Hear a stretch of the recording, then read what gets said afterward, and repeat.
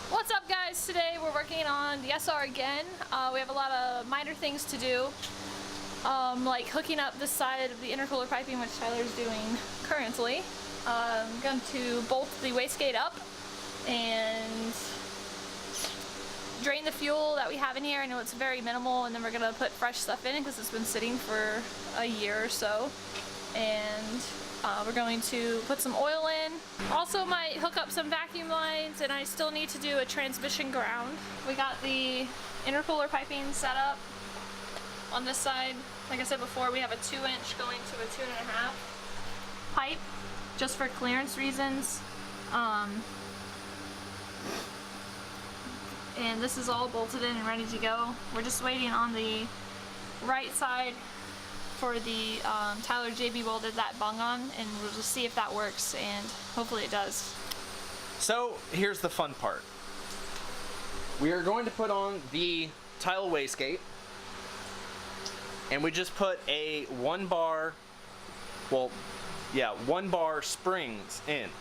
So we have to press up and get that pressure to seal in that before we can get the clamp on. So I'm gonna go underneath the car, press from up, and then Chelsea's gonna try and get the flange on. All right, since it's so difficult to try and press the 14 pounds up against because it's such a tight area, I'm gonna run this vacuum hose to an air compressor I have set at 15 pounds. That way, once it sees that pressure, it'll pull down the diaphragm, and we should be able to get this little piece to sit down. So it's just enough to get it in there so that we can get that set. So we got the wastegate on, which is perfect. It was ridiculous. Gotta bolt the oil return back up to the turbo, and we ran the vacuum line to the turbo to the back of the wastegate. So all that set up, just gotta tighten this back down,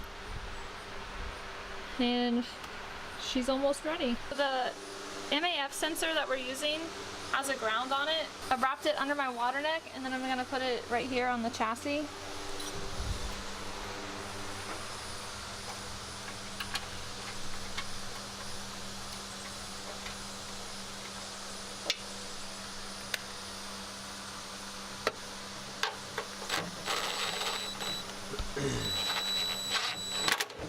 And then I'll just have to zip tie the cam angle sensor and this wire together to make it make sure that this doesn't fly down into the pulley. So I went ahead and drained the transmission oil. The drain plug is it's right on the bottom, you can't miss it. It's a 13 mil, I believe it's a 13 mil square socket, which we had from Tyler's Subaru. I mean, the 13 fit and it worked.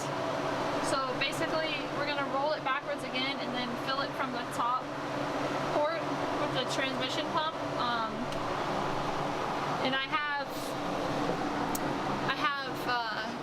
Motul gear.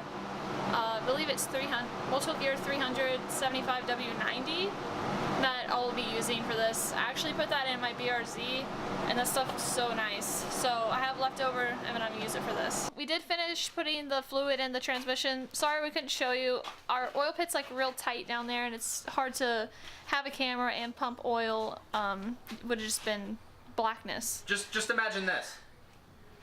Yeah, basically. That's for 2.5 liters. So this is the oil, the trans oil that I used. I used this stuff in my BRZ and I loved it. It said it was okay to use it in the SR transmission too, so cool. Hopefully it works out. We're filling up the car with oil now. According to the Typhoon instructions, it takes approximately 3.5 liters for the engine oil. According to the Typhoon instructions, like I just showed you, it says 3.5 liters, which is about 3.75 quarts. Let's get an action shot.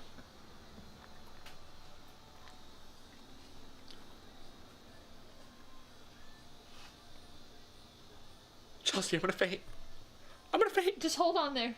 Just hang it. I know it's heavy.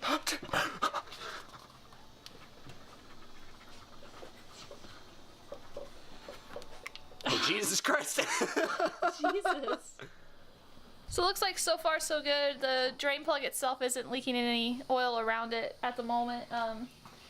We probably won't be able to tell if we have many oil leaks until the car's actually running and the oil's thinner. Yeah, I mean, this is like really exciting. We're gonna dump the fuel out next and then add some new stuff. But yeah, so we're gonna do that real quick and then I think we're pretty much done for the day after that, but we'll see what we come up with.